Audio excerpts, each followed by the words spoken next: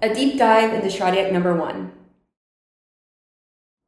You've probably heard of Schradieck before. I've definitely talked about it, many others have as well, but you might be wondering, okay, why is it so important? How will it help me? So in this video, I'm going to explain just that. By the way, I'm Megan, I'm a violinist and teacher. I've been playing the violin for practically my whole life and worked with hundreds of adult beginners all around the world. If you're enjoying my videos, please just take a quick second to make sure you're subscribed to my channel. It's easy, it's free, and it really helps me out. Be sure to check out the new and improved Learn Violin Online, which is linked in the description. It's one seamless path to violin mastery from beginner to advanced, filled with techniques and tutorials of some of your favorite pieces. A supportive community of adult learners just like you, and unlimited, direct, targeted feedback from me so all your questions are always answered and you know exactly what you need to do to improve. In this video, I'm going to be sharing the importance of Schradieck number 1. Schradieck number 1 can help you with a multitude of different things.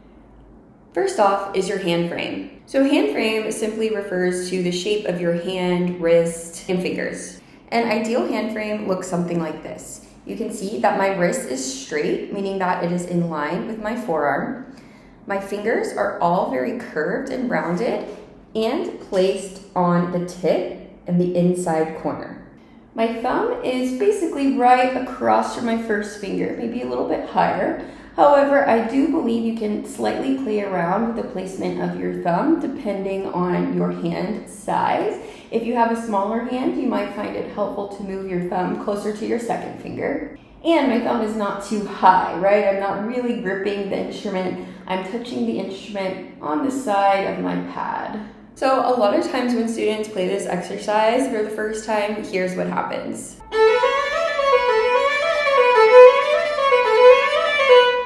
Did you catch my mistake? My wrist was going crazy. So ideally your hand should be still and your wrist should be still when you're playing this exercise. So no doing the cha-cha or whatever you want to call that.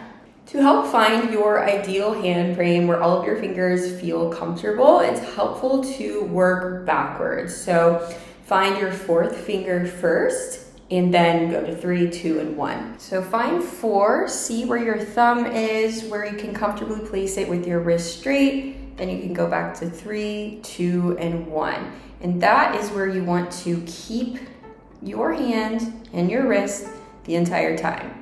Another pretty common issue students have is fourth finger placement. Many students place the fourth finger kind of like this, where it's a little bit more on the pad, and you can see it's not very curved. It's actually almost locked out. So fourth finger shape is definitely another thing to be mindful of in this exercise. Ideally, your fourth finger should look like this. It should be very curved and placed on the tip of the finger. This prevents your finger from locking out and will also give you a clearer sound. So hand frame and fourth finger placement is really big for this exercise.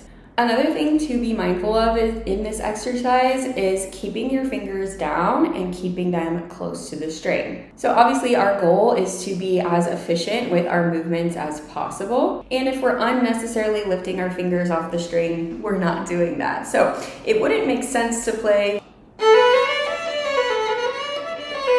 right, where you're picking your fingers up. That doesn't make any sense. So keeping your fingers down is a big one.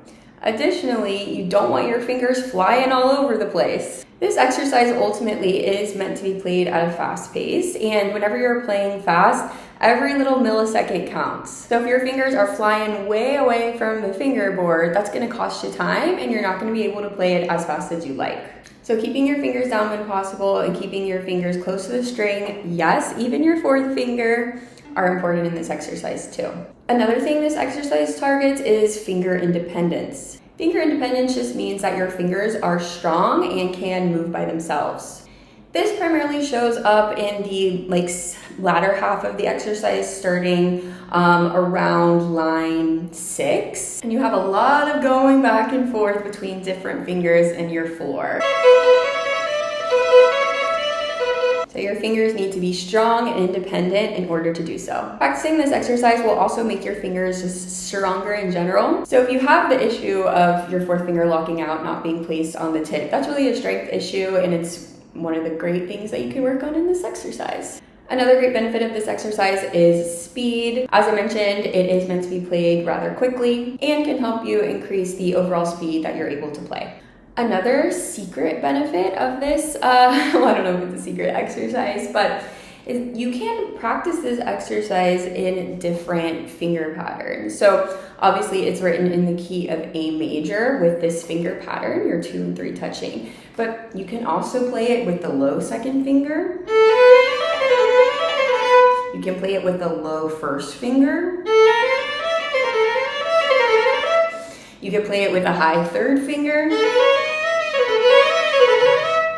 The possibilities are truly endless. Additionally, you can play it on multiple strings. You don't have to just stick to the A string. And let me tell you, this exercise is much more challenging on G. You can also play it in multiple positions.